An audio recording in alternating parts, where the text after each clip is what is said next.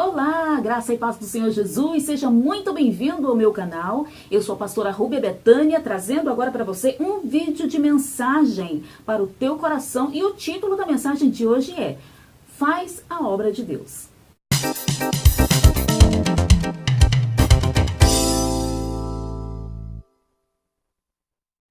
Eu espero do fundo do meu coração que você esteja sensível a ouvir o que Deus tem para você nesse momento. Vou ler apenas um versículo que está em 1 Crônicas, capítulo 22, versículo 16, que diz assim: Do ouro, da prata e do cobre e do ferro não há número. Levanta-te, pois, e faze a obra, e o Senhor seja contigo. Estas são palavras do já velho rei Davi, pai do seu sucessor do trono, rei Salomão. E Davi tinha um profundo desejo no seu coração de edificar uma casa para Deus. Então, o que ele fez? Ajuntou material da melhor qualidade em abundância.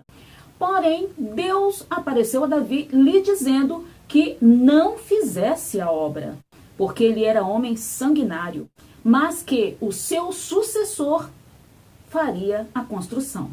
Analisando aqui esse contexto, eu aprendo algumas coisas e gostaria de dividir o que eu aprendi com você que está me assistindo agora. Primeiro, tem obras que Deus permite que a gente comece, mas não permite que a gente conclua. Olha só, Davi tinha todas as condições materiais e humanas para a construção daquela obra.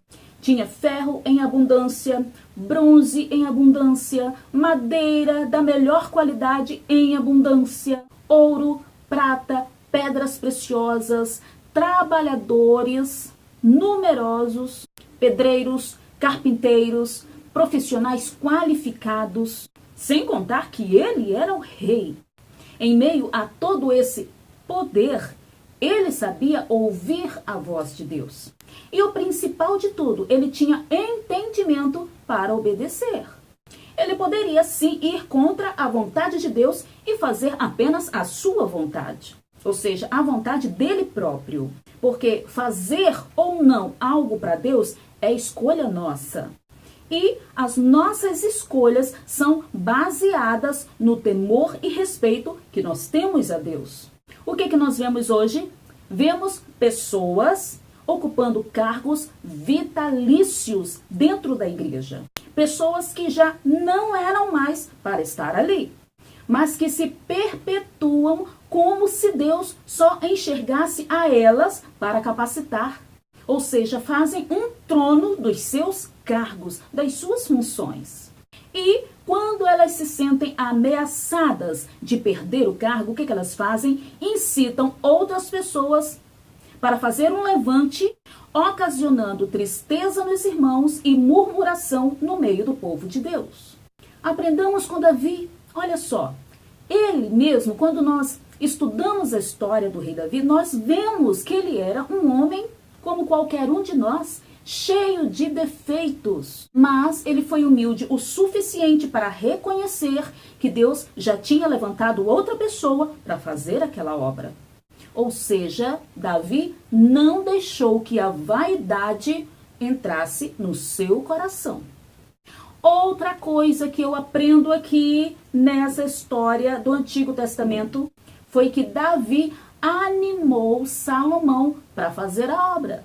Quando eu estudo a vida de Salomão e vejo que ele pediu a Deus sabedoria ao invés de riquezas, ou que ele conquistasse todos os povos inimigos, subjugasse esses povos, eu vejo um homem um pouco receoso com o tamanho poder que ele tinha recebido. Porque Israel estava assim num momento de muita glória, de expansão territorial, e era uma nação que naquele momento estava assim sendo respeitada por outros povos, por outras nações que reconheciam no Deus de Israel uma grande proteção para o seu povo, que o Deus de Israel os havia prosperado em tudo.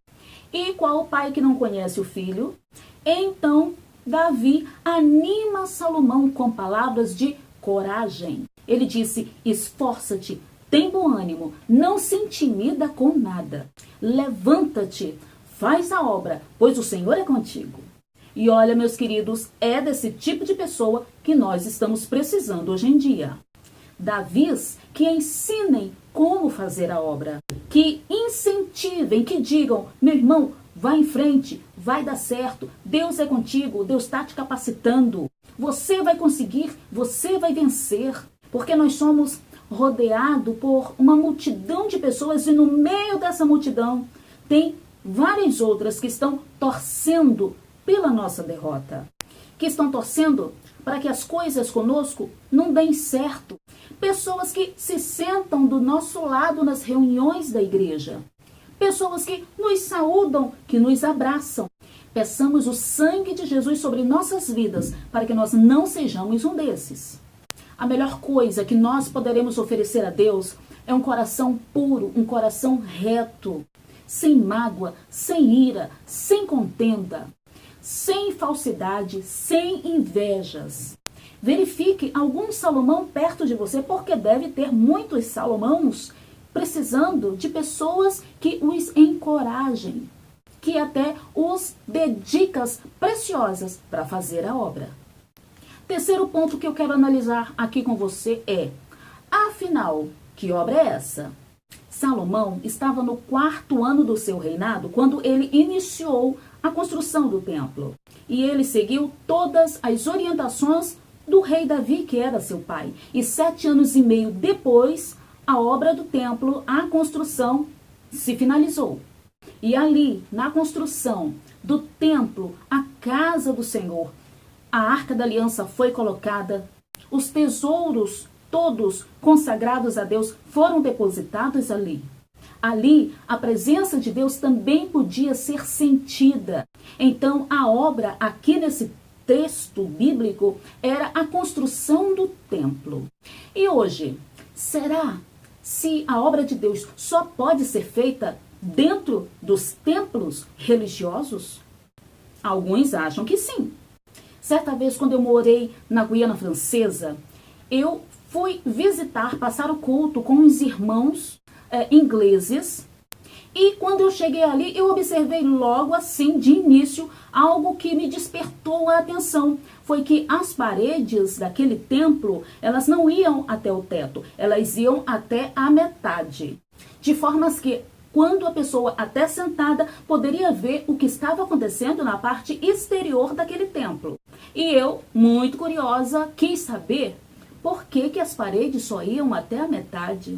E a resposta que eu obtive foi que a visão daquela igreja não se restringia somente ali dentro. Para onde quer que a pessoa que estivesse dentro olhasse para fora, era um campo missionário, era uma obra para ser feita, para ser realizada. Então, ali eu aprendi uma lição muito importante na minha vida, mesmo sendo crente de muitos anos. Que fazer algo para Deus vai muito além de 4 paredes. Por quê? Porque paredes só servem para delimitar uma área, impedem a nossa visão para o lado externo e vice-versa. Quantas pessoas se sentem tristes, até aborrecidas, porque não foi dado a elas um cargo na igreja, não foi dado a elas uma oportunidade de trabalhar dentro do templo. Então eu deixo aqui uma mensagem especial para você que pensa dessa forma, que está se sentindo aí até magoado, triste com teu líder, com teu pastor, com teu dirigente. Saiba que há muito mais obras para se fazer fora do templo. Congregar é bom. Ir ao templo regularmente para adorar a Deus é muito bom. Estar em comunhão com os irmãos é muito bom. Mas não restrinja a sua visão só nisso. Tem muitas pessoas equivocadas que pensam que fazer a obra de Deus é ter apenas uma agenda cheia para cantar, para pregar, para palestrar, para multidões. O teu local de trabalho pode ser uma obra para ser realizada para Deus, onde através do teu proceder, da tua dedicação, da tua humildade, da tua honestidade em fazer aquele serviço, você estará dando a todos os que estão ali um testemunho de que você é uma pessoa diferente, de que você realmente é filho de Deus. Existem obras para serem feitas na faculdade, no cursinho, na vizinhança. Existem orfanatos, presídios masculinos e femininos, FEBEMs, casas de apoio à terceira idade. Então, peça que Deus amplie a tua visão e faça a obra de Deus. Que Deus abençoe, fique com Deus, fique na paz do Senhor.